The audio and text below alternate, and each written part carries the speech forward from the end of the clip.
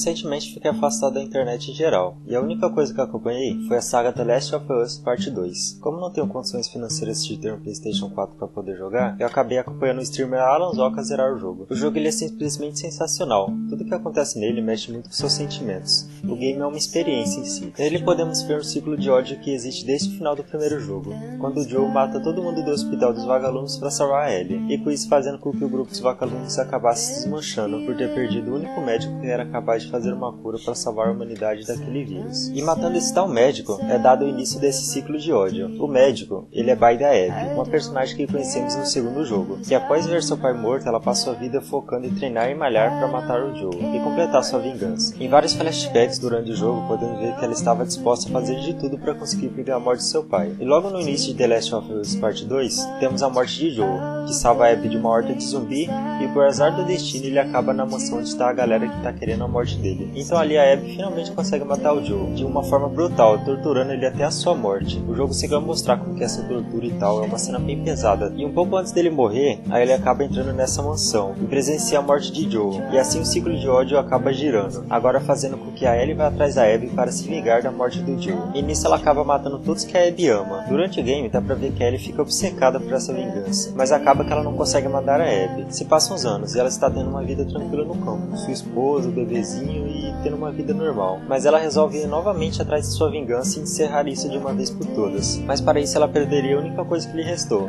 foi sua esposa e o bebê, ou seja, a sua família. E mesmo assim ela vai. Então chegamos na parte final do game, quando a Ellie encontra a Abby, que estão em um rio onde não tem absolutamente nada, apenas dois barcos. O da Ellie está virado para trás, e o da Abby está virado para frente. E nessa simbologia dos barcos, o que significa? O barco da Abby está virado para frente porque ela já entendeu esse ciclo de ódio e ela está tentando seguir em frente, ela já está tentando tocar a vida. Mas o barco da Ellie está virado para trás porque ela ainda não superou isso, ela ainda não entendeu, por isso que está voltado para trás. E nesse rio, a Ellie acaba lutando com a Abby. Mesmo a Abby não querendo isso, porque nesse ponto ela já entendeu que a vingança não traz nada, que aquele sentimento nunca vai sair, não adianta quantas pessoas você mate. E a Ellie ainda não entendeu, como eu disse. Mas no final, acaba com a Ellie deixando a Abby viva e ela fica sozinha nesse rio, em meio ao nada, sentada. E esse é um resumo bem meia boca, mas deixarei um link do vídeo do David Jones que ele explica bem melhor a trajetória do jogo, a história e tudo, pra caso você queira saber. O link tá na descrição. Mas deixando isso de lado, esse jogo me fez refletir nessa questão de vingança. Você vê que a Abby, ela fica a vida toda em busca dessa vingança. E quando ela conseguiu,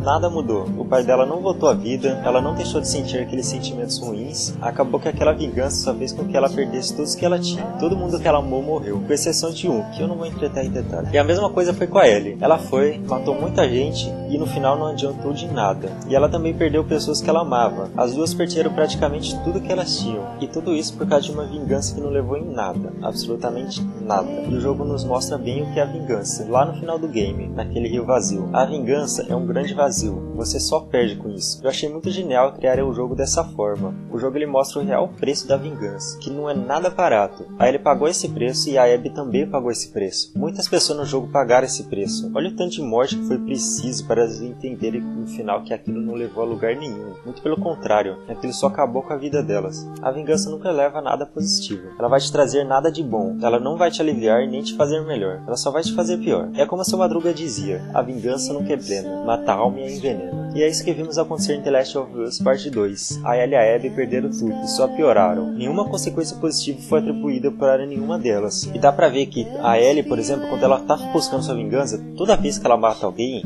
ela se sente ruim, ela se sente um amargo dentro dela, ela se sente pior, ela chega a passar mal quando ela termina isso. E ela vive tendo pesadelo com essas coisas, a mesma coisa da Abby. A Abby vive tendo pesadelo com aquela morte do Joe. Tanto é que em várias partes do game ela meio que força a ajudar as pessoas, assim, tipo, ela tem uma dívida, que ela torturou alguém e aquele negócio fica na cabeça dela, não sai. Ela sempre tem pesadelo, assim como a Ellie, e aquilo tudo só desgastou as duas e fez as duas chegar ao fim, literalmente, do nada. Mas enfim, eu só queria falar um pouco sobre isso. Espero que tenham gostado e eu também espero que tenham entendido a ideia do vídeo sobre falar da vingança, que a vingança realmente não vale a pena. Mas enfim, muito obrigado por assistir e até a próxima.